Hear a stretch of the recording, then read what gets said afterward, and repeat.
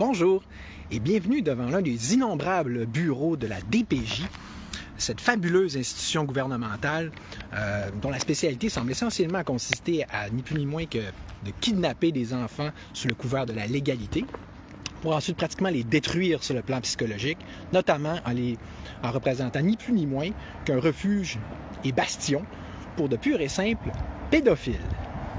Ben oui, car comme me le rapportait la personne qui m'a donc transmis l'essentiel des infos que je m'en vais vous partager aujourd'hui, dans son temps, à tout le moins, lorsqu'un gars voulait s'ouvrir une famille d'accueil, la DPJ n'effectuait même pas de vérification systématique des antécédents de pédophilie, pas plus qu'il y avait d'ailleurs de drug test à passer au préalable. Bien pour dire, hein? Bien sûr, il n'y avait pas alors que des pédophiles, il n'y a toujours pas, encore maintenant, on s'entend que ce n'est pas juste des pédophiles qui s'ouvrent des familles d'accueil, sauf qu'il y en avait quand même beaucoup, comme on va le voir et le comprendre, qui appliquaient pour s'en ouvrir, puis qui se voyaient ensuite autorisés en ce sens-là, de telle sorte qu'au final, comme le disait ma source, ça dépend sur qui tu tombes. Vous aurez remarqué que je parle au passé. Normal, parce que la personne dont je parle, qui était ma source principale, c'était quand même il y a une 15-20 ans, disons, qu'elle a eu ces expériences.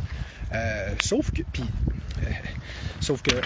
c'est bien beau d'assumer que les choses se sont améliorées depuis, comme sûrement qu'ils vont vouloir essayer de nous le faire croire. Le problème, c'est que tant qu'il n'y a aucun recensement de tous les cas de pédophilie qui vont être faits à la DPJ, ils ne peuvent pas plus affirmer quelque chose que moi. S'ils sont si fiers et sont si sûrs de leur affaire que ça, qu'ils ouvrent leur livre, puis qu'ils montrent leurs affaires, de toute façon, on va y revenir. On pourrait aussi d'ailleurs comparer cette situation-là à celle de l'Église, donc des curés, puis des attouchements, puis ça. Mais avez-vous remarqué qu'il a justement fallu attendre, il a d'abord fallu que ça sorte publiquement, médiatiquement, et qu'il y ait des procès, pour qu'ensuite une espèce de système soit mis en place. Donc, il faut que... C'est là qu'on voit que oui, ça prend de la transparence, mais c'est pas du jour au lendemain qu'on l'obtient justement d'habitude. Si je reprends donc les paroles de ma source, c'est plein de pédos dans la DPJ, qu'elle décrit d'ailleurs carrément comme un gros centre de pédophilie. Rien de moins. Il faut avouer que du moment où rien n'est fait pour les exclure d'emblée, comme je le disais, si tu te mets à la place d'un pédo, tu n'as rien qu'à te dire, moi, m'ouvrir une famille d'accueil, tu sais. Fait que c'est là qu'on voit tout de suite, ça ouvre un paradoxe assez incroyable, que je vais illustrer par deux exemples, dont le mien, dans le sens que quand je me suis ouvert une garderie éducative bilingue, dont je vais d'ailleurs mettre le lien et tout ça, moi, j'avais presque pas de clients, là, parce que les gens ils se disent, un gars qui s'ouvre une garderie, c'est un pédo. On s'entend, c'est évident. Hein? Puis, des préjugés, des stéréotypes mal appliqués. Et puis, d'ailleurs, ma voisine, souvent, quand elle expliquait c'était qui son voisin, elle disait, ben oui, il s'est fait une garderie, puis que tout de suite, ça sortait des stéréotypes. Ben, ça doit être un pédo. Fait que là... Alors que, fait que là, vous voyez, je sais pas si vous voyez 2 poids 2 mesures. Si t'es privé puis t'es tout seul, t'es comme automatiquement coupable ou jugé comme l'étant. Mais si c'est le gouvernement, on assume que tout est beau, que tout est fait en beau puis en grand, puis selon les règles de l'art, alors que comme on peut voir à date, c'est plus l'inverse qu'autre chose. Même principe, ils ont... Quelqu'un me racontait, c'était prof, moi j'étais prof, j'ai quitté le système d'enseignement pour un ensemble de raisons. Je veux dire, à un moment donné, je vous en parlerai, mais en gros, ça se résume par ça ne me tentait pas de travailler dans un système public gouvernemental. Hein. Mais là, de plus en plus de profs quittent le navire, pour toutes sortes de raisons, dont celle-là que je vais vous donner. Tu sais, un enfant, il faut que tu remontes le zipper, ben tu peux pas. Parce que tu vas être accusé là. Fait que autant là, c'est parano puis c'est totalitaire sur des niaiseries comme ça, ben autant quand c'est question des vrais pédophiles, genre ceux de la DPJ, ça, il n'y en a pas de problème puis on ne check rien. Je m'éloigne un peu, je ne tente pas de me faire couper mon live. D'ailleurs, je vais en profiter pour changer de page. Fait que, avant de retourner sur le sujet de la pédophilie en tant que telle, il faudrait d'ailleurs préciser une affaire assez importante, le fait que c'est très payant de s'ouvrir une famille d'accueil. Ce qui n'en fait pas un gage de qualité pour autant, bien au contraire.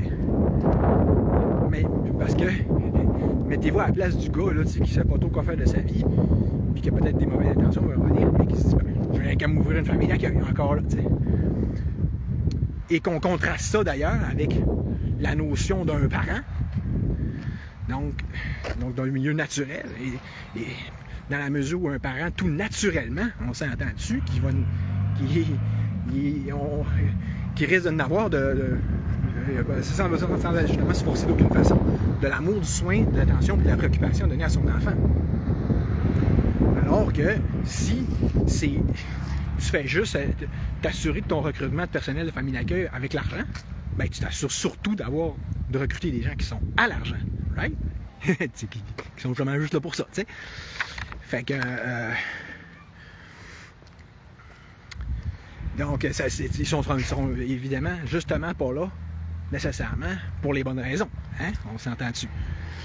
Fait que sans parler que il n'y a absolument rien de garanti pour autant qu'ils vont avoir les compétences. Parce que si déjà ils ne vérifient pas les antécédents de pédophilie, on s'entend qu'ils ne vérifient pas grand-chose, encore moins sur ce plan-là non plus, tu sais. Sur des compétences encore plus fondamentales que d'être juste pas pédophile, tu sais. En tout cas, plus spécialisé, on va dire plutôt. Un autre contraste que je voudrais faire, quand j'étais animateur d'un camp de vacances, je me souviens, en fait, au village de vacances Petit Saguenay, notre super boss, il nous disait, qui s'appelait Choufi de son nom d'animateur, pour ne pas le nommer pour vrai, il nous disait, en fait, je vais revenir à ce qu'il disait, mais notre slogan, en tant qu'animateur, on se disait, notre paye, c'est pas l'argent, c'est l'amour des clients. L'amour plus normal, là, et non pédo. Mais tu sais, puis lui, ce qu'il nous disait, c'est quand vous avez reçu un compliment, écrivez-le, notez-le, parce qu'elle est là votre vraie paye. Parce que c'est vrai que quand tu es sous-payé, ça garantit justement que les gens qui vont être là, c'est parce que c'est par vocation, puis parce que, comme je viens de le dire, la seule vraie paye, ça va être la valorisation. Je sais pas si vous voyez que c'est comme le coin inverse de quelqu'un qui est juste là pour avoir gagné son cachet pour s'être ouvert une famille d'accueil, mais qui n'a ni le vrai intérêt ni les vraies compétences. Mais bienvenue dans le cycle et les dynamiques typiques de tout ce qui est gouvernemental anyway, right? Donc, déjà que c'est payant, sachez que, si vous ne le saviez pas, lorsqu'une subvention est accordée à une famille d'accueil, l'intervenant qui a placé l'enfant en touche apparemment quelque chose comme un 10%. Donc, elle se prend une cote. Fait qu'on s'entend-tu que t'es comme pas porté à stouler qui que ce soit de quelque façon que ce soit à partir de là. Hein? Le moins qu'on peut se dire, qu'on peut donc parler ici de conflit d'intérêts et, en d'autres termes, de purement et simplement de corruption. Hein? Fait que, de même, à chaque fois que la DPJ ne va pas retirer un enfant de son foyer familial, ben, il se trouve à perdre des subventions gouvernementales pour la prise en charge de cet enfant-là. Fait que c'est donc pas dans l'intérêt d'aucun intervenant de la DPJ de ne pas placer un enfant, que ce soit en famille d'accueil ou en centre jeunesse. Fait que, tiens donc, ça se pourrait-tu que ce soit un petit peu pas mal, entre autres, pour ça, au moins, qu'il soit si pressé de kidnapper des enfants et si avide de s'en approprier encore et toujours plus. Quand tu as un intérêt pécunier, financier, à faire quelque chose, d'habitude, ça aide pour que tu le fasses. Hein? Pour en revenir aux pédos eux-mêmes, et pour en fait reprendre les termes de ma source, les pédos, c'est pas compliqué, ils vont là direct à DPJ puisque leurs proies potentielles sont drettes là. Parce que, pensez-y une seconde, vous allez voir que ça devient tout autrement plus facile pour eux d'assouvir leurs bas instincts en ayant ainsi accès à une table aussi idéale et donc un aussi excellent pool. Tu sais, comme imaginez-vous une grosse piscine pleine de poissons, là, puis comme dans les expos agricoles avant, hein, puis dans laquelle ils n'auront plus qu'à justement les pêcher leur prochaine victime. Surtout que si celle-ci devait moindrement se plaindre par la suite, leur témoignage ne sera pratiquement jamais pris au sérieux. Premièrement, à raison de la corruption que je viens de mentionner. Et deuxièmement, parce que du moment où un pédophile s'est donc vu accorder un permis de s'ouvrir une famille d'accueil, il se trouve à partir de là à faire partie du système. Un système qui, bien sûr, comme dans le cas du gouvernement dans son ensemble, va d'abord et avant tout chercher à se protéger lui-même, en commençant donc par défendre sa propre crédibilité, ainsi que celle, ne serait-ce que du plus humble de ses membres, même et notamment si l'intérêt de l'enfant est menacé. De plus, autant quand il s'agit de piquer des enfants à leurs parents, la DPJ ne tient pratiquement pas compte le moins du monde de ce que peuvent dire ces derniers, sous prétexte que nous, on est là pour les enfants, et qui vont notamment tendre à gober n'importe quoi, à ce moment-là, du moins, que les enfants pourront leur dire.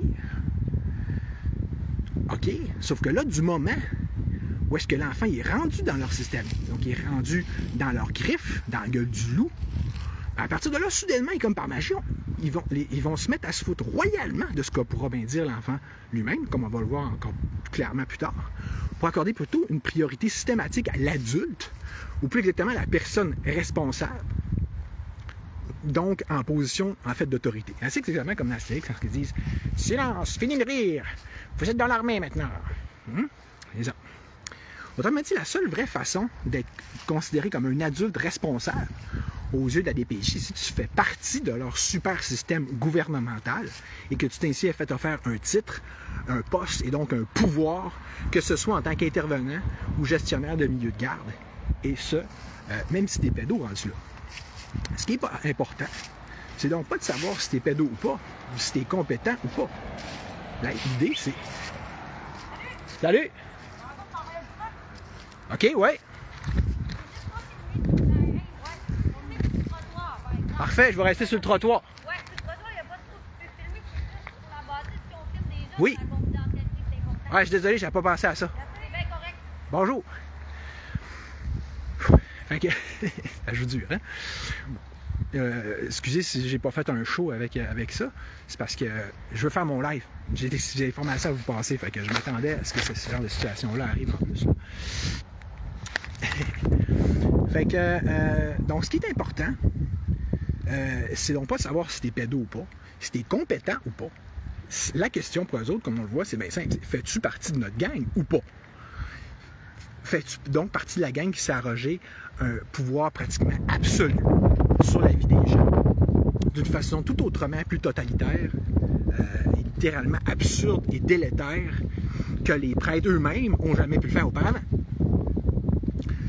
Alors, pour en revenir aux enfants, ben, en gros, si tu te plains, ben, de toute façon, on va pas te croire. Tandis que pour en revenir aux pédos eux-mêmes, de toute façon, ceux qui vont tout particulièrement cibler, imaginez-vous donc, et ils vont donc en fait s'en aller cueillir en tout premier lieu, ce sont carrément les plus jeunes, ceux qui ne sont donc même pas capables de réellement se défendre et notamment ceux en fait qui ne sont même pas capables de parler. Ça va bien, hein? Donc, parce qu'après tout, tant qu'à vouloir se prémunir de toute dénonciation et de tout risque de poursuite, aussi bien régler le dossier de façon aussi complète que possible en partant, n'est-ce pas? Il faut d'ailleurs avouer que plus un enfant grandit, plus il risque de comprendre ce qui lui arrive, d'être plus articulé pour ce qui est de décrire ce qu'il vit et d'avoir la force de pouvoir se défendre. Tandis que les plus récalcitrants, quant à eux, ben, ils peuvent carrément aussi bien de se tabler pendant que tu dors. Ainsi, le pattern typique au sein d'une famille d'accueil de pédos, c'est qu'au fur et à mesure que l'enfant vieillit, il devient justement de plus en plus récalcitrant, toi. Et le pédo n'a plus alors qu'à les envoyer, les renvoyer au centre jeunesse, sous prétexte qu'ils sont devenus trop délinquants ou instables. Surtout que les pédos eux-mêmes, rendus là, même pour eux autres, c'est comme putain excitant, après un bout, de toujours juste violer le même enfant. En plus que ça devient alors plus difficile pour eux autres, parce que pas la fille est rendue plus vieille. Puis ça lui tente peut-être bien plus tant que ça, le moment de se faire abuser. Hein? Ce qu'on peut quand même comprendre, hein, en principe. Alors, même si on sait que c'est carrément la plupart des jeunes qui ont été élevés par la DPJ, qui d'une façon ou d'une autre finissent dans la rue, dans la drogue, dans la maladie mentale et aboutissent même parfois au suicide. On constate encore plus de délinquance chez les jeunes qui ont été abusés et qui typiquement ne peuvent donc carrément juste pas fonctionner en société. Sauf qu'on s'entend-tu que pour prendre les termes de ma source, c'est juste que normal qu'elle soit fuckée, la fille. Elle a été violée. En continuant d'ailleurs de citer ma chère informatrice, j'avais une amie, on dit que c'est elle qui parle, j'avais une amie qui, à chaque fois qu'elle se faisait envoyer dans une famille d'accueil, en revenait violée, et donc, plus précisément, dans 3 milieux de garde différents. Elle va d'un milieu de garde, elle revient violée. Un autre, pas le même, là. Etc., etc. Et bien pour dire, hein? Elle finissait donc à chaque fois par se faire renvoyer en centre jeunesse, après s'être fait étiqueter comme délinquante par les pédos des familles d'accueil, qui préféraient donc tout simplement s'en débarrasser et prenaient donc alors ça comme prétexte. Ça fait qu'encore là, je peux bien croire que ça soit plus capable de fonctionner. Ça n'aurait été juste pas d'abuser d'elle. Hein? La fille en question se faisait alors mettre en thérapie, sauf que, comme on va le voir, on va y revenir plus tard, pour ce qui est de la qualité de la thérapie en centre jeunesse, mettons qu'on repassera parce que c'est assez basique, merci, pour reprendre les termes de ma source. Encore là, je fais une petite parenthèse pour ceux qui disent c'est pas vrai ce que tu dis, blablabla. OK. Ben, dans le lien, je vais évidemment, dans la description, je vais évidemment mettre le lien de toute ma page que j'ai faite sur la DPJ, de tous les témoignages, tous les articles qui ont été faits. Il y en a sûrement plein d'autres, mais ça en est déjà une bonne gang. Et où vous pourrez, entre autres, retrouver le reportage de Paul Arcan, où est-ce qu'on peut voir qu'il y a tout un paquet de filles qui viennent, dans ce cas-là, toutes la même place, mais qui ont toutes été violées. Tandis que ma source en question avait elle-même plusieurs amis, du temps qu'elle était en centre jeunesse, qui s'étaient fait abuser en famille d'accueil. Alors multiplions cela, hein, c'est comme mettons, ce petit échantillonnage-là, par je ne sais pas combien là, pour les fins statistiques. Extrapolons ça, puis ça vous donne déjà une bonne idée de ce qui se passe. En plus, qu'on sait tous que là, hein, des cas comme la DPJ du Mauricie Centre du Québec ou de Cité des Prairies, ça a fait la une des médias. Je veux dire, vous voyez le pattern, c'est que ils ont beau, clairement, non seulement on n'a pas de transparence, on n'a pas de rapport en ce sens-là officiel ni de personne, là, mais la situation, c'est qu'ils ont beau essayer de mettre le couvercle sur la marmite autant qu'ils peuvent. Dès que la steam, hein, la vapeur fait sauter ce couvercle-là, ça fait un scandale. Puis là, ils essayent de rétouffer la chose le plus vite possible, notamment grâce à leur petit ministre popette, là, comme le ministre Carman en ce moment, qui va faire un show de chialer contre tel ou tel DPJ. On lui met un petit tel, juste pour nous faire nous tranquilliser, nous donner l'impression qu'il s'est passé quelque chose. Mais après ça, je veux dire, tu coupes 2-3 têtes, c'est un peu comme quand tu trimes un arbre, puis après ça, tout le reste repousse. Là. De toute façon, quand vous regardez sur la ligne, vous allez voir, à tout bout de champ, on parle de culture, une culture de ci, une culture négative à tel niveau à la DPJ. Fait que clairement, pour changer une culture, ça prend des réformes fondamentales qui sont assez clairement pas faites à date. Fait que, autrement dit, si même juste ce qui sort de la marmite, c'est déjà assez pour épouvanter n'importe qui de normalement constitué, imaginez de quoi est faite la marmite. Fait qu'il semble donc bel et bien avoir un réel pattern, quelque chose de systématique à ce niveau-là. Fait que... Puis si, je veux dire, ça sert à rien de prendre qu'est-ce que je vous dis pour du cash, comme ça sert à rien de prendre qu'est-ce que les autres disent pour du cash. Ils vont justement dire non, c'est pas vrai. On voit comment est-ce qu'ils réagissent à chaque fois que la nouvelle sort. Ils cherchent à se protéger eux-mêmes. Donc, écoute, je me répète là, mais Si on veut vraiment savoir pleinement, il faudra faire une méga enquête. Puis en attendant, on peut juste utiliser le gros bon sens. Alors, pour se rapporter au cas, encore une fois, au cas typique de la jeune fille qui revient en centre jeunesse après s'être fait abuser en famille d'accueil, de toute façon, pour prendre ces termes, la plupart, c'est ça qu'ils veulent. Parce que, comme elle dit, il n'y a personne qui veut y aller en famille d'accueil. Ce qu'on peut bien comprendre avec ce que je vous ai dit, ce que je vous ai dit tantôt.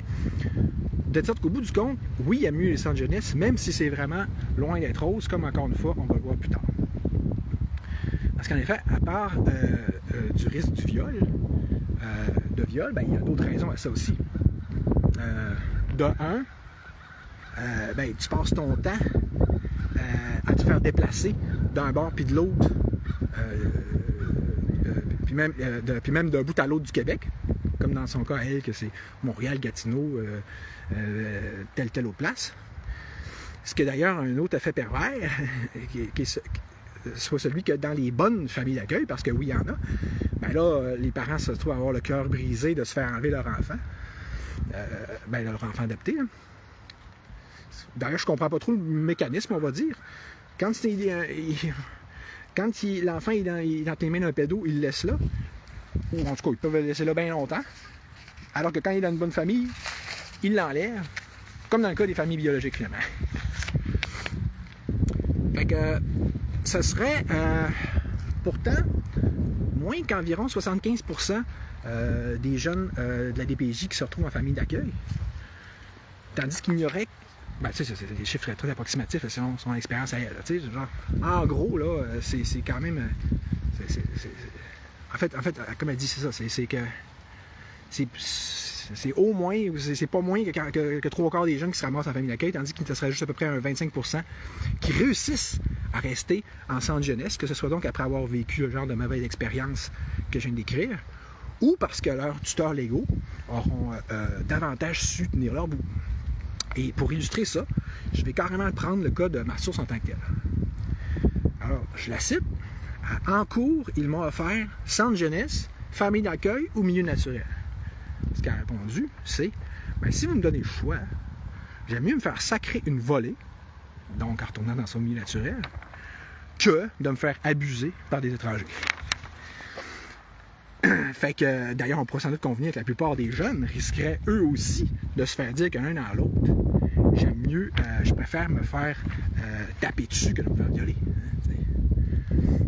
Or, le juge, à ce moment-là, il avait été assez effronté pour trouver que c'était déplacé de dire ça, puis franchement, gna gna gna. C'est à quoi l'avocate avait alors répondu que, écoutez, monsieur le juge, c'est parce que c'est un enfant qui parle. Alors, oui, elle a dit dans son langage à elle, sauf que, puis quand même qu'elle dirait de façon crue, on peut-tu la croire, elle peut-tu être crue, et puis on peut-tu surtout comprendre plutôt le sérieux de ce qu'elle dit, justement. Peux-tu l'écouter, autrement dit, quand elle parle, plutôt que regarder la façon qu'elle dit.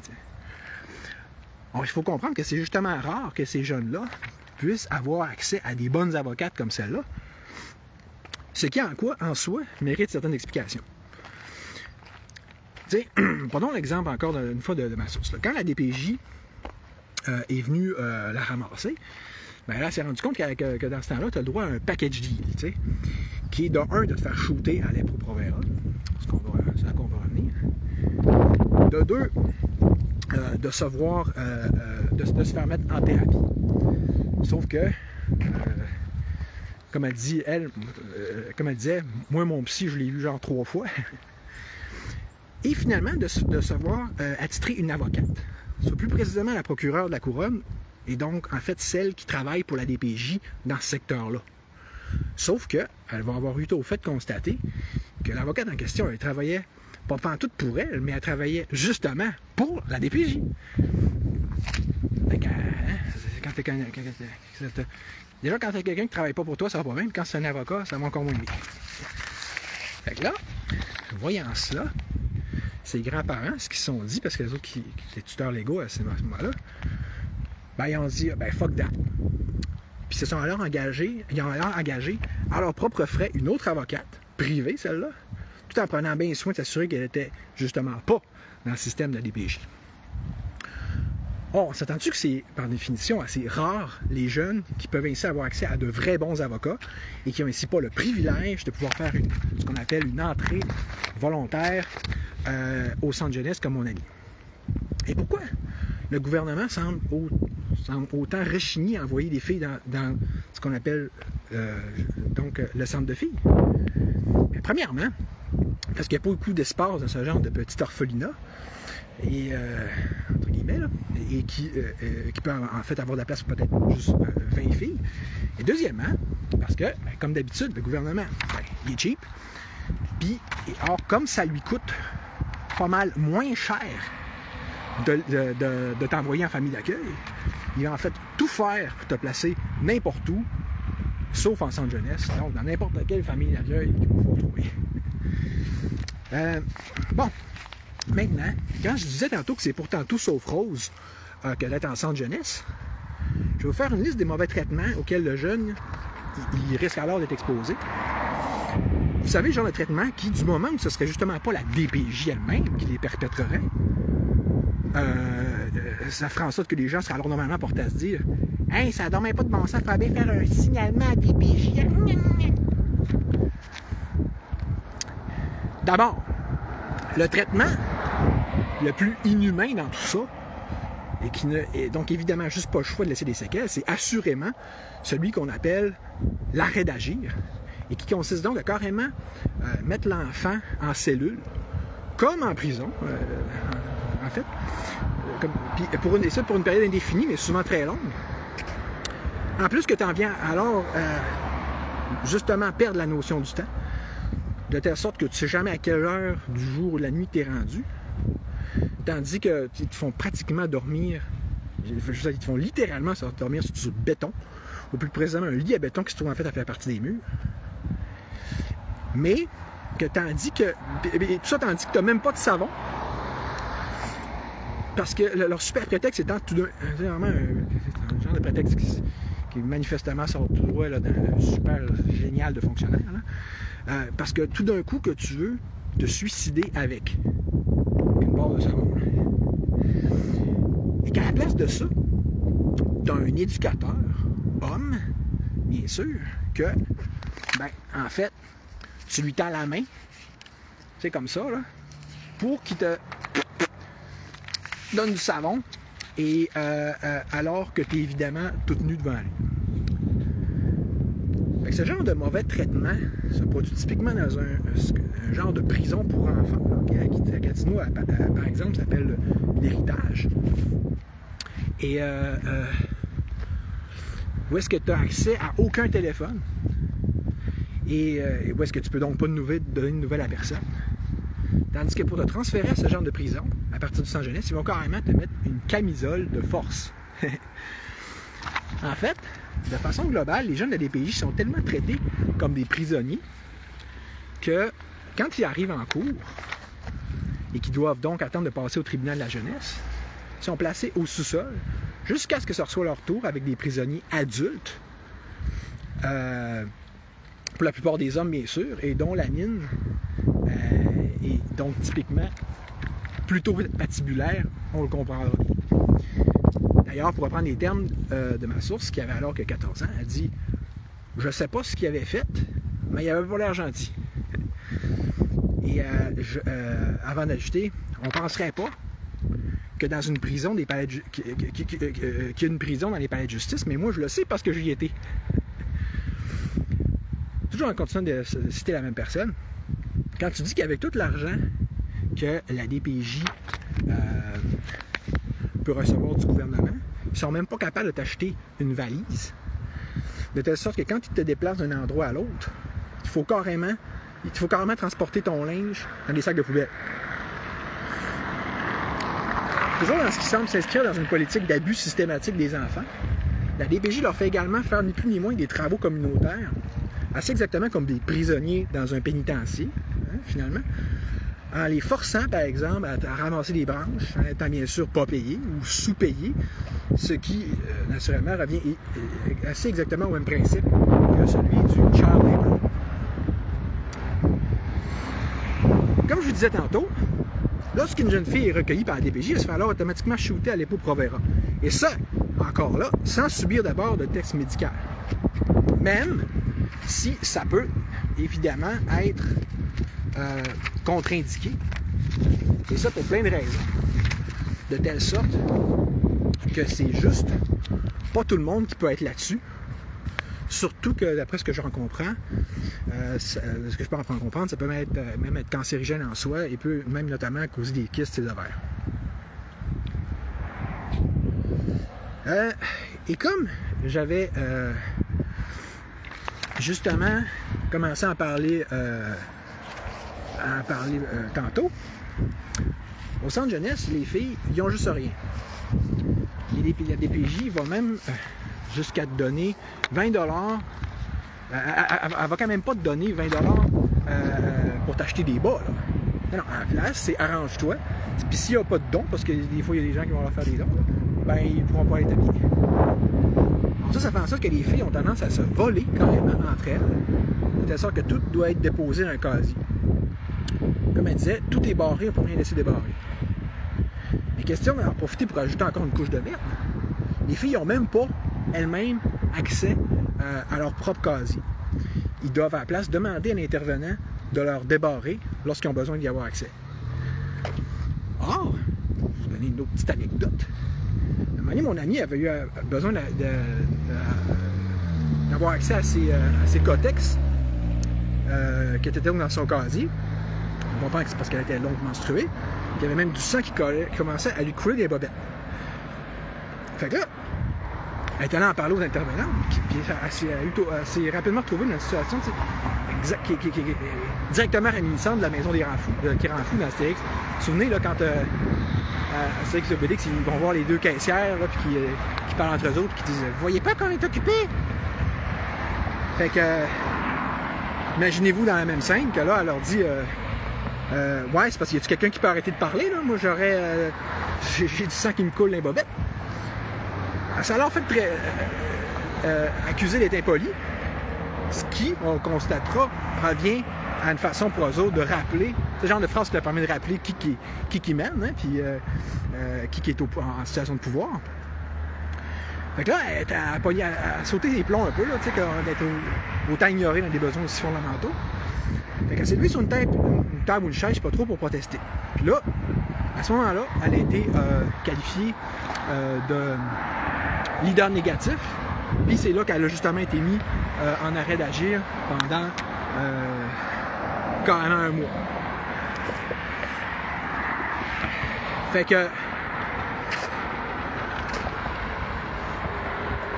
il y a à côté de la cuisine, proche du bureau des éducateurs, là je passe un autre élément de comment c'est pas hot dans les centres de jeunesse.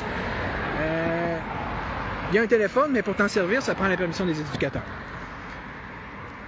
Puis là, fait que de sorte que là, si tu vis d'injustice, ben tu peux pas, exemple, comme dans son cas à elle, appeler tes grands-parents là, pour te plaindre.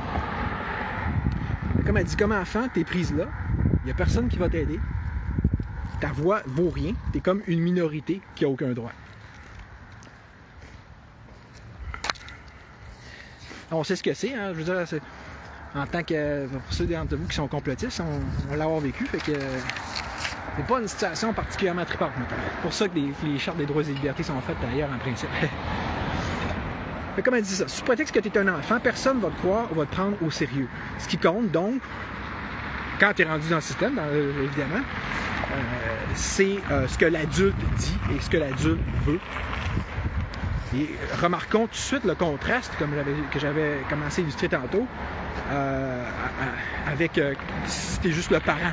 Si comme tes parents, t'es pas un vrai adulte. Un vrai adulte, c'est genre une petite TS qui sort d'école, parce qu'elle a son titre, là, elle a son poste dans le DPJ. De telle sorte que quand il t'arrive en cours, puis que là c'est le temps pour, genre en tribunal de la jeunesse, c'est le temps pour eux autres d'arracher un enfant à ses parents, même et notamment dans un contexte d'aliénation parentale, ben là, le rendu là, ce qui compte, c'est supposément dans l'intérêt de l'enfant, ça va être en fait la volonté de l'enfant. Ah, je veux aller avec tes parents, c'est correct. L'autre parent, sa volonté, ce qu'il peut dire, ce qu'il peut penser, ça n'a pas plus, ça en crée encore moins d'effet que si lui-même était un enfant. T'sais, vous voyez le principe? Autrement dit, la cohérence dans tout ça, vite de même, peut-être qu'on la voit pas, mais en fait, c'est simple à voir. C'est que c'est toujours l'État qui a raison. Autrement dit, les TS et les avocats de DPJ, par définition, ont toujours raison. Puis sinon, ben, quand tu arrives en cours, ben, justement, c'est le juge puis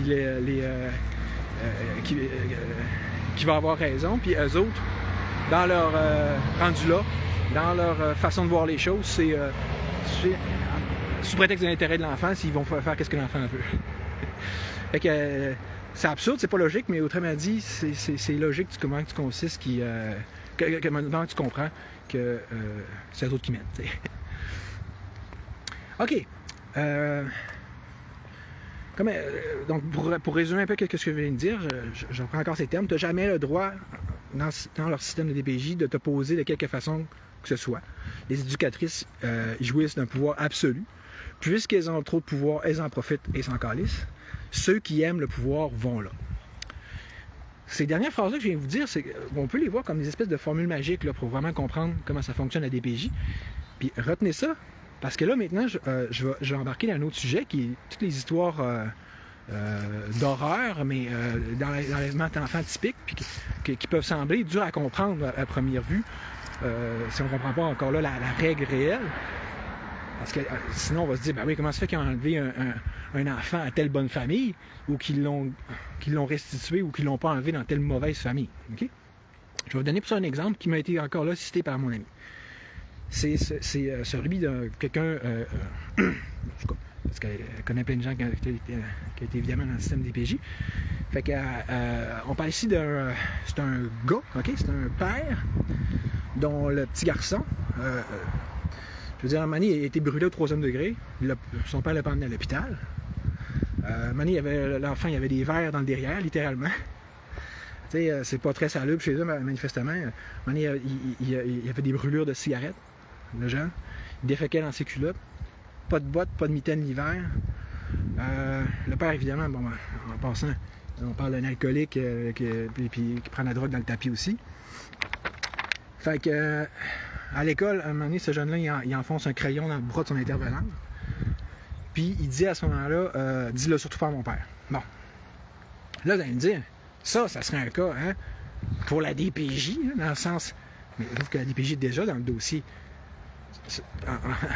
En fait, elle n'a jamais enlevé son enfant de ce père-là. Il y a deux raisons à ça. Il y en a une que je vais expliquer plus tard, mais celle que je vais expliquer tout de suite, là, c'est que dans le fond, la règle est très simple. C'est si tu sais manipuler leur système, ben là, tu peux garder ton enfant. Okay? Je continue à citer mon ami à cet effet-là maintenant. Elle dit, les intervenantes et travailleuses sociales, donc les TS, qui organisent des rencontres en milieu naturel, eux autres, ce qu'ils veulent, c'est d'avoir raison. C'est donc vraiment aussi simple et aussi niaiseux que ça. Ils vont arriver avec un plan d'intervention, puis là, ben, il faut l'appliquer. C'est comme si eux autres, là, ces petites filles-là qui sortent d'école, qui apprennent une scolarité, comme des fois même pas complétée, comme disait Mario Roy, ils ont trouvé tout ça, eux autres, avec leurs grandes compétences psychologiques. Là. C'est ça, ils ont tout trouvé. Puis toi, ben, tu ne pourras jamais avoir raison de quelque façon que ce soit là-dedans. Même si tu le savais déjà, des choses qui peuvent te dire, il faut que tu fasses « Ah oui, je ne savais pas, je vais participer puis je vais travailler avec vous. » Il faut que tu fasses, et je la cite, ton épais, c'est vraiment ça. Ils ont un power trip qui est sans borne, encore là, c'est pas mes mots, c'est les siens, et sans bon sens. Donc, un power trip sans borne et sans bon sens. Et ils sont vraiment tous comme ça, je te jure. J'en ai vu plein, surtout en étant resté dans un centre jeunesse jusqu'à ce que je sois majeur. Tout ce qu'il faut que tu fasses, c'est que tu joues la comédie. Il faut vraiment que tu dises « Ah oui, d'accord, je vais participer, je vais coopérer, je vais faire ce que vous me dites. Dites-moi quoi faire, je vais vous écouter. Avez-vous d'autres trucs? » Il faut juste que tu fasses comme si les autres c'était Dieu, puis que toi, de 1, tu avais 5 ans, puis de 2, tu buvais leur information, puis leurs conseils. Comme si qu'elles étaient en or. Donc, genre, ben oui. Fait que là, donc, tu dis, ben oui, ok, je vais faire ça. Puis vous allez me le dire, là, si je fais quelque chose de pas correct, parce que moi, j'ai confiance en vous, puis j'ai besoin de vous pour me guider. C'est vraiment ce qu'il faut que tu fasses. Puis si tu fais ça, et seulement si tu fais ça, tu vas pouvoir le garder ton enfant. Fait que, comme elle dit, ils sont vraiment retard. Il faut donc que tu agisses toi-même comme un retard, que tu joues leur jeu. C'est aussi simple que ça.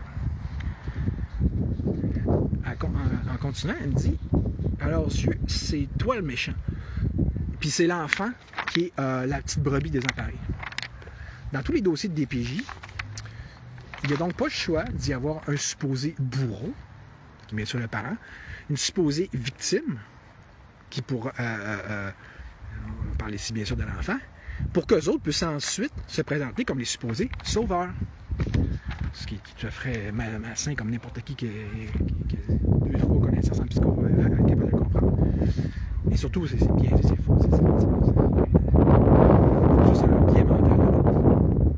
Alors, ce qu'il faut que tu fasses, c'est que tu joues le méchant, mais qui a le goût de devenir meilleur. Vraiment comme si c'était un acteur qui jouait dans un rôle de film. Puis, exemple, comme si c'était le Joker ou le Pingouin dans Batman, là, mais qui faisait soudainement un mea culpa dans le but de récupérer, bien sûr, son enfant. C'est vraiment ça, puis il n'y a pas d'autre rôle possible.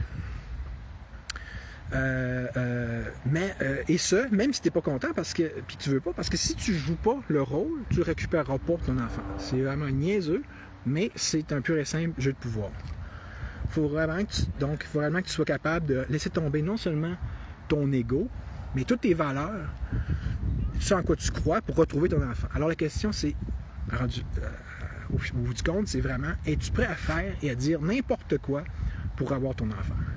Est-ce que tu es prêt à t'abaisser au niveau à eux, ils veulent que tu t'abaisses? Soit tu joues le rôle en question, ou tu attends que le temps passe. Je sais pas si vous pouvez faire le lien avec un autre live que j'ai fait, puis je vais le mettre dans la description bien sûr, où est-ce que je parlais avec d'autres représentants de l'État, c'est-à-dire dans le CHSLD de mon oncle, en l'occurrence une petite infirmière là, qui disait de mettre mon masque, puis gna. J'ai dit, ouais, mais si le gouvernement dit de licher le plancher, tu vas-tu le faire? C'est à quoi elle m'a répondu? Vous voyez là ou non, mais c'est tout sur vidéo. Elle m'a dit, oui, parce que c'est une consigne. De un, on voit que c'est comme ça que les fonctionnaires du gouvernement pensent. On va mettre aussi le lien sur les fonctionnaires du DGAQ tant que ça. Et puis de deux, vous voyez quel genre de culture et d'attitude soumise là, et docile de la part de la population qui sous-tend ça ou qui permet ça. Mais c'est ça, fait qu'il y a un cycle qui se crée. Avec eux autres, c'est réellement ce genre d'attitude dont elles ont besoin et qui, en plus, leur procure les alimentent dans leur power trip. L'exemple de licher le plancher, il n'est pas anodin. C'est que si tu te retrouves, exemple, avec le DPJ, comme on vient de voir, ils vont te... Peut-être même pas nécessairement littéralement te faire licher le plancher, mais pas loin. Ils vont vraiment essayer de te faire... de t'humilier, de te rabaisser, puis toi, il faut que tu sois quasiment capable d'être assez maso pour aimer ça. Ou faire comme si tu aimais ça. Fait que si tu fais ça, ça va bien aller. Si tu fais pas ça, ça va pas bien aller. C'est ça, la vraie règle du jeu. Fait que, comme on vient de voir, ça n'a aucun rapport avec si tu es un parent compétent ou pas, ou si tu es un parent débile ou pas. Au même titre que, comme on dit tantôt, pour avoir une famille d'accueil, c'est pas question que si t'es pédo ou pas. Non, c'est est-ce que tu joues selon leurs règles? Oui ou non, point. Donc, autrement dit, on a déjà une première piste de compréhension du fonctionnement interne de la DPJ, ou plus exactement une première piste d'explication, comme je le disais tantôt, de ce phénomène-là que vous avez sûrement déjà constaté. Et puis, qui peut avoir l'air totalement absurde, surtout qu'au bout du compte, ça l'est effectivement.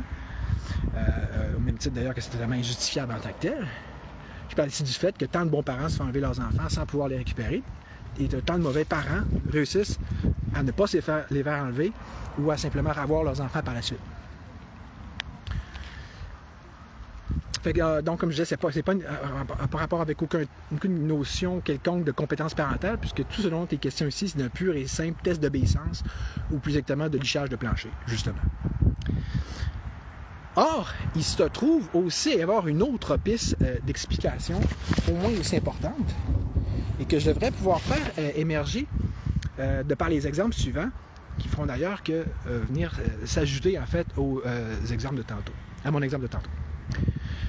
Fait que, premièrement, le cas que là, je passe à un autre cas, c'est pas le même que tantôt, c'est pas la même source. En fait, c'était la même source, mais c'est un autre cas. Et puis, on parle ici d'enfants qui étaient cachés dans le garde-robe, attachés, pas nourris. Il y a eu un signalement, la DPJ est allée, ils ont vu, puis ils n'ont rien fait. Pourquoi ils ne veulent pas les avoir? Ben, la règle, selon ma source, c'est bien simple. C'est que ils ne prennent que les faciles. Ils ne prendront pas les cas plus difficiles parce que c'est plus de la gestion. Pourquoi prendre des difficiles quand tu peux prendre des faciles? Surtout qu'on parle ici du gouvernement. On sait comment il fonctionne d'habitude. La loi du moindre effort peut plus faire la poche, là. Puis que ce qui illustre encore plus la notion de système de kidnapping d'enfants pur et simple. Fait que, mettons que vous croyez pas à ça, ben regardez. En fait, quand tu le vois de même, tout s'explique puis tout devient simple. Exemple. Ça, c'est Michael Perrault, avec lequel j'ai fait mon dernier live, qui avait sorti dans un live précédent cet exemple-là. Donc, de parents parce que des très bons parents, tu vois, avec des enfants qui ne semblaient pas trop avoir de problèmes. Un bon cas, des belles proies possibles pour la DPJ, hein, justement. Donc, c'est quoi donc le prétexte que la DPJ a pris pour kidnapper ces enfants-là? Ben, il n'y avait pas de styrofoam sur le coin des tables. Carrément, là. Qui met du styrofoam sur les coins des tables? OK? Ouais, c'est ça. Un autre cas, des parents. Là, c'est vrai que c'est une autre source. Tu sais, dont l'enfant, il était. Tu sais, c'était un bébé, là, puis. Donc, quand il était dans sa chambre, il y avait le petit système de walkie-talkie, là, où, que tu peux entendre ton enfant s'il dort ou s'il dort pas, puis ça. Mais crois-moi ou pas, ils ont enlevé son enfant parce qu'ils ont dit il le laisse tout seul dans la chambre, ou une affaire comme ça.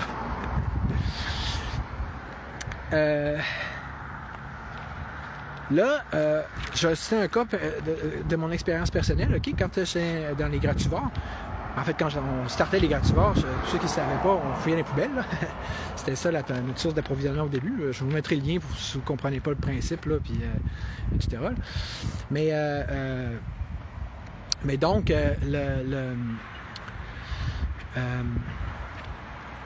une de nos Garbage Warriors, là, une de nos récolteuses, souvent finissait tard avec ce genre d'activité-là.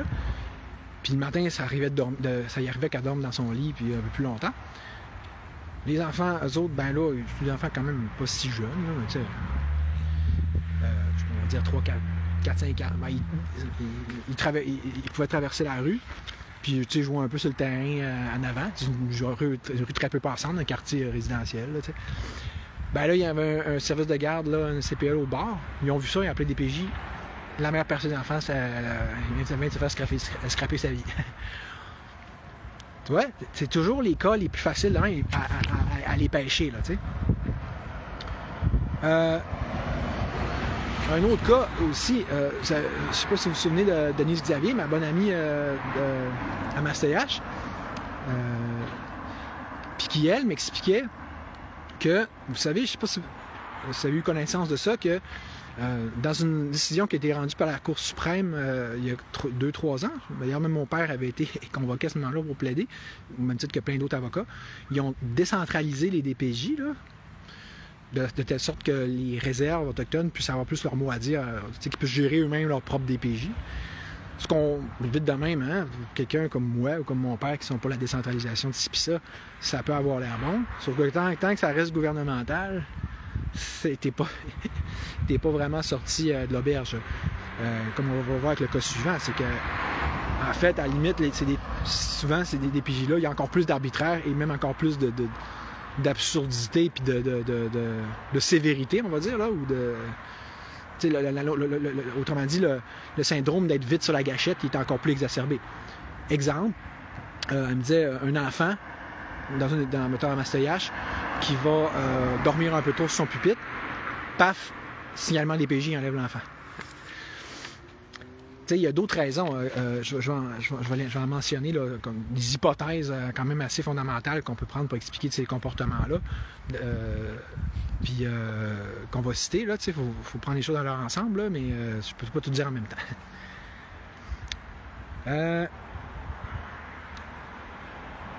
Un autre cas. Un père, à un moment donné, c'est encore une autre source. Ça fait des mois, ça fait des semaines que je collectionne des témoignages de même pour faire ce live-là. Il y avait donc un frère en fait d'un de mes amis qui a pogné ses enfants, son fils puis sa fille, dans le même lit, à faire des petites affaires. Là. Et vu que c'était un gars bien straight, là, il était extrêmement fâché. Il dit c'est quoi ces cochonneries-là puis ces niaiseries-là?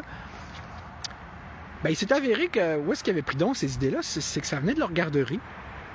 Où est-ce qu'il y avait une certaine chambre noire, là, où que l'ado, qui est le fils de l'éducatrice, c'est Stanley qui a pu lui donner un nom de même, il venait voir des films porno, imagine-toi donc. Mais entre-temps, la DPJ avait été avisée de la situation, comme c'était la fin du monde incroyable, de anyway, là, je veux dire, c'est... Bon, moi-même, j'aurais la même réaction que le père, là, mais je veux dire, écoute, c'est des choses qui se sont déjà vues, là, c'est pas un parent qui abuse un enfant, c'est des... Bon, on a tous probablement connu des affaires de même quand on était jeune, je sais pas. Toujours est-il que là, c'est pas ça, c'est que ça servirait contre le père, dans le temps de dire, hein, vous voyez bien le genre, parce que là, lui, sans être un gros alcoolique chronique, il pouvait boire un petit peu une bière par jour, comme, je sais pas, exemple, moi, là. Je sais pas si c'est son régularité dans l'alcool. Mais sauf que là, vous comprenez, c'est vraiment... ça s'est mis à sentir la soupe chaude assez vite. C'est lui qui s'est trouvé sous la sellette, là. Puis, fait qu'il a eu...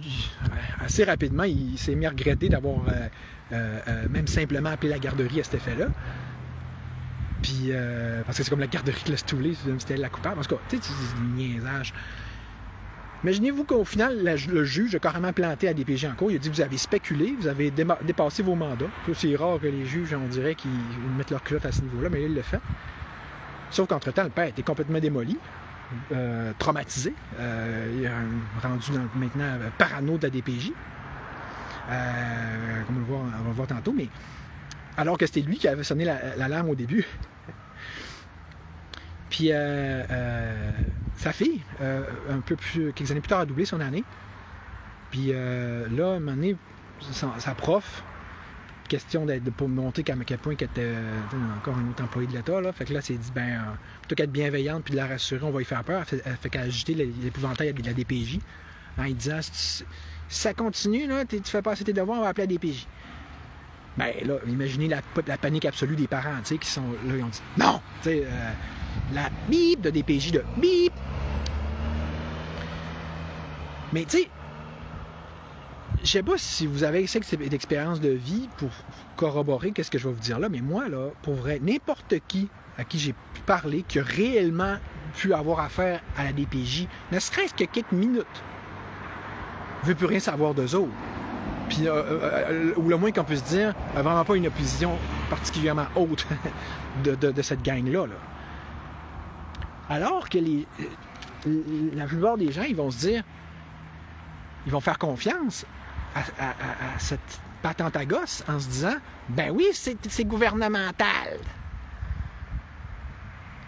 Alors que si les gens écoutaient un peu plus mes lives, entre autres, ils pourraient et ils devraient au contraire se dire, ben non, on fera pas confiance à DPJ parce que c'est gouvernemental. Surtout quand si tu caches la notion d'anarchisme et du libertarisme à la base, c'est-à-dire que de un, le pouvoir corrompt, et le pouvoir absolu corrompt absolument. Donc plus tu donnes le pouvoir, plus tu peux t'attendre à ce que ça va être mal fait. Si c'est public, si c'est étatisé, si c'est monopolisé, en partant, ça ne sera pas compétitif. Puis comme le disait Tolstoï, l'État, c'est quoi? C'est pas un système de violence organisée. Donc, si la base de ce système-là, il n'est pas bon, ça sera jamais bon. C'est un arbre qui n'est pas bon. Chaque ramification de l'arbre ne sera pas bon. OK? C'est pas compliqué à comprendre. C'est pas dur de faire des prédictions très simples et qui vont toujours se vérifier. Un autre cas que je voudrais mentionner, une certaine fille que je connais, qui vit un peu recluse dans le bois, avec son jeune, un grand gibard, là, obèse. Je ne donnerai pas de nom, mais qui passe ses nuits, littéralement, à jouer aux jeux vidéo. Ses jours et ses nuits, tu sais.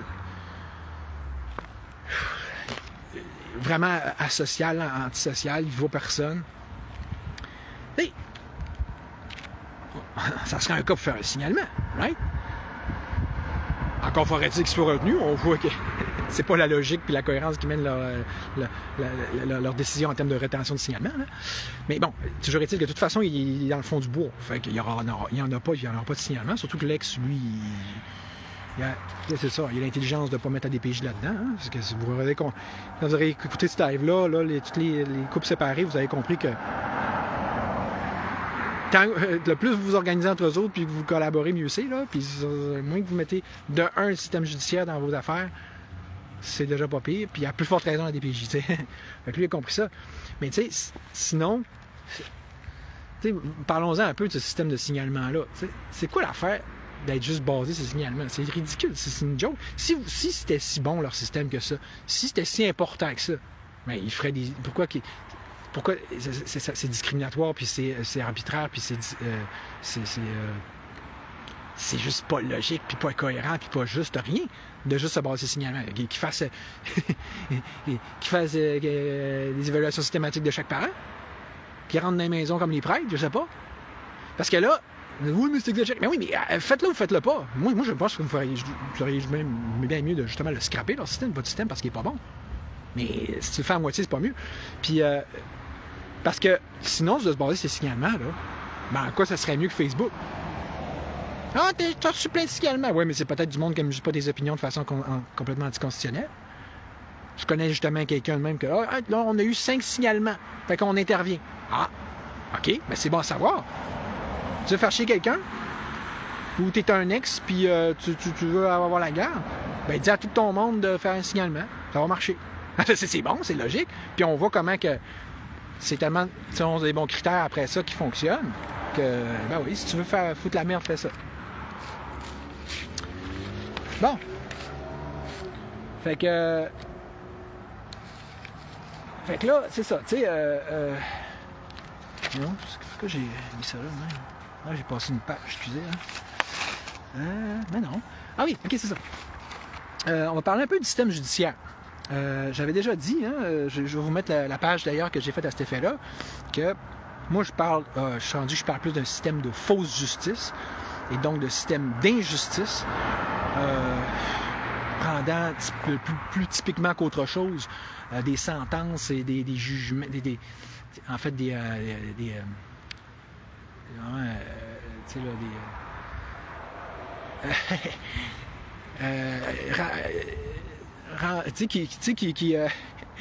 qui fait qui fonctionne avec des tribunaux de pacotille finalement. Excusez, hein, on est fatigué, on dirait. Mais l'affaire, c'est que plus tu regardes ça, plus ça, surtout si vous prenez connaissance de la page que je vais vous montrer, plus c'est vraiment à se demander si le but de ce système-là, c'est pas de faire triompher le mal. Puis encore là, c'est l'impression qu'on a en prenant connaissance également de tous les cas de la DPJ, comme je vous ai montré. C'est donc comme ça, si c'était ça la règle et le but. Une chose est sûre, en tout cas, c'est que c'est plus souvent qu'autrement ça, le résultat final. Donc maintenant, au niveau du système judiciaire, pourquoi est-ce que, en d'autres termes, on dirait que c'est toujours l'agresseur qui s'en sort bien, puis que c'est la victime qui va être revictimisée, qui va mal s'en sortir, comme Mylène Hébert l'a souvent fait ressortir aussi. C'est rendu que les gens sont traumatisés de faire appel au système de justice. Hein. Si tu es une victime de viol, quelque chose, tu ne vas pas là. tu vas te faire niaiser, tu vas te faire revioler finalement, à un sens, violer par le système ce coup-là. Qui vont, à force de faire ignorer puis de faire niaiser, de pas faire écouter. T'sais. Donc, c'est quoi qui peut expliquer ça concrètement? Bien, les 2 premiers liens que vous allez voir sur ma page, ça vient de juges ou d'ex-juges eux-mêmes. On parle ici de la culture des délais, de la culture des procédures. Donc, c'est toutes des choses qui tendent en partant là, à te mettre devant une montagne d'obstacles si tu veux essayer d'obtenir justice. le principe, on peut même dire autant du principe de la preuve hors de tout doute. Et donc, que si tu ajoutes ça à l'accusé, à quelque chose qui est quand même relativement bon en soi, là, donc la présomption d'innocence. Donc oui, c'est bien beau que tu es innocent jusqu'à preuve du contraire, mais ça veut dire, c'est exemple, surtout quand tu arrives dans des cas de droit criminel, là, il faut que tu aies une preuve absolument là, irréfutable, à plus finir. Là, ça a beau être évident comme un nez dans une face et un éléphant dans une pièce. Non, on n'est pas sûr. Tu comprends? C'est ça notre système de justice. Fait que, donc oui, au final, c'est l'agresseur qui s'en sort bien dans ce temps-là. Puis c'est la victime qui passe au bas. Puis là, je mets juste quelques petites notions de base. Là. Fait que là, donc ça, c'est vrai pour le système de justice en général.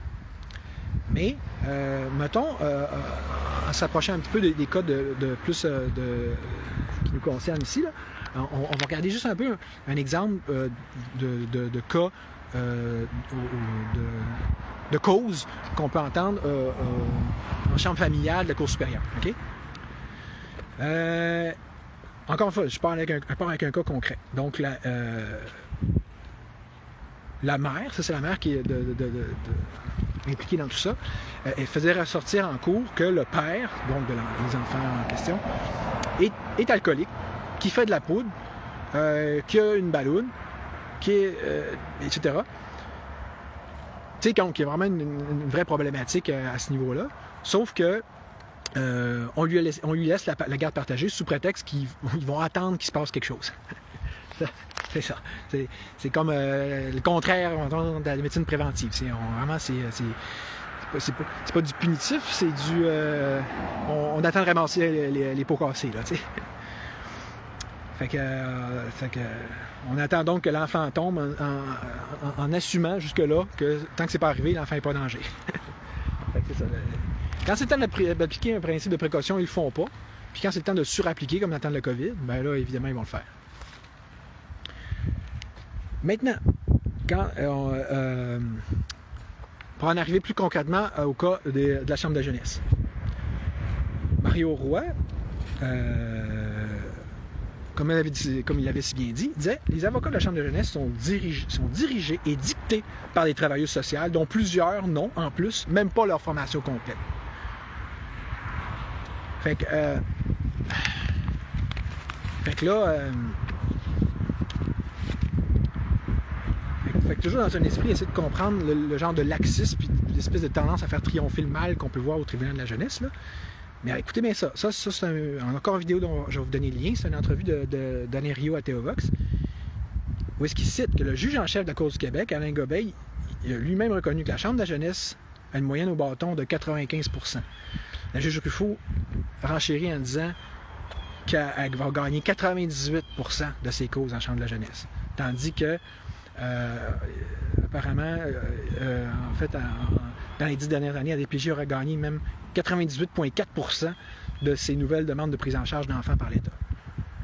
Est-ce que ça, ça vous donne l'impression que les juges des tribunaux de jeunesse sont parfaitement impartiaux, ou que, à l'instar des avocats, comme le disait Mario Roy, qui c'est comme, je veux dire, ça coule comme, je veux dire, c'est que c'est comme, je sais pas moi, comme une lettre à la poste, là.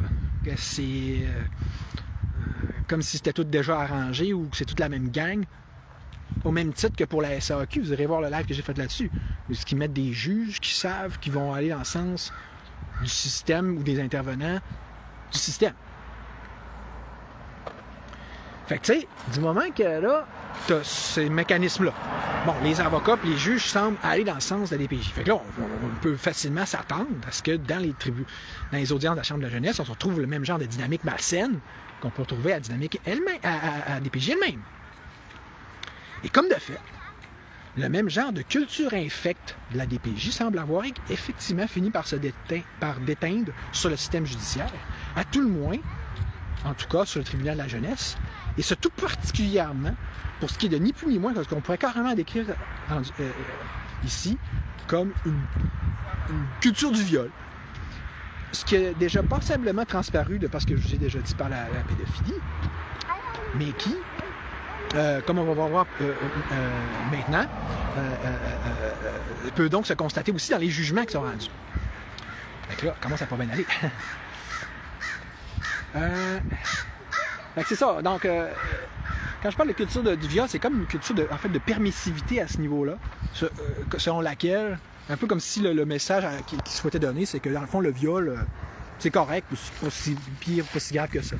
Rappelez-vous que de façon globale, on peut constater ça dans le système de justice. S'il y a une affaire qu'ils vont pas punir, c'est le viol. Hein? Ça commence à être de notoriété publique. Là, donc, on continue avec des cas concrets. Le gars en question avait donc violé la fille de sa nouvelle blonde.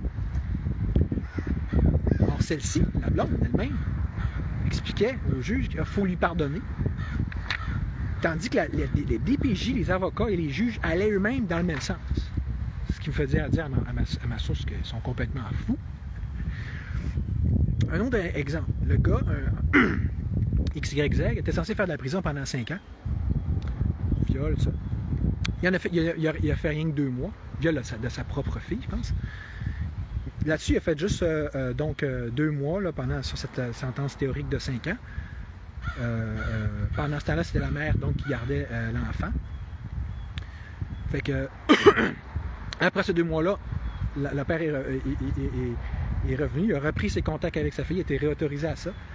Il faisait ce qu'on appelle une prison à la maison. Là. Fait qu'il a continué à l'avoir comme si de rien n'était, même si c'était, tenez-vous bien, prouvé médicalement qu'il y avait eu pénétration.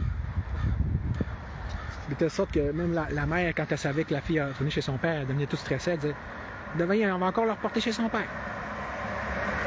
La mère, elle a même pensé kidnapper sa propre fille, sauf que si elle fait ça, ils vont la replacer chez son père à temps plein. Ouais, tu penses à 2 fois, hein? C'est ahurissant, mais c'est des choses qui se passent, des choses qui existent, des choses qui sont réelles, mais qu'on n'a pas le droit de dire, parce qu'il y a des ordonnances de non-publication. C'est là que tu vois ce que ça fait, ces super ordonnances-là. Ça permet ça. Si le but, c'est de permettre ça, ben voilà, youpi, vous êtes content, vous avez créé non seulement un havre de pédophiles, mais un système qui les protège. Ça va bien, hein? C'est vraiment génial. Un autre cas encore plus révoltant, le père abuse son enfant depuis que celui-ci a seulement 3 jours. Enfant qui n'a jamais été enlevé à son père. Parce que le raisonnement du juge étant que ça serait détériorant pour l'enfant de ne pas voir son père. Puisque c'est à ça que c'est une fille qu'elle a été habituée. Ben, je les cite. Pour elle, ce qui est normal, c'est d'être violée. Alors, si elle n'était pas violée, pour elle, ce ne serait pas normal et ce serait donc encore pire. Je niaise pas, là.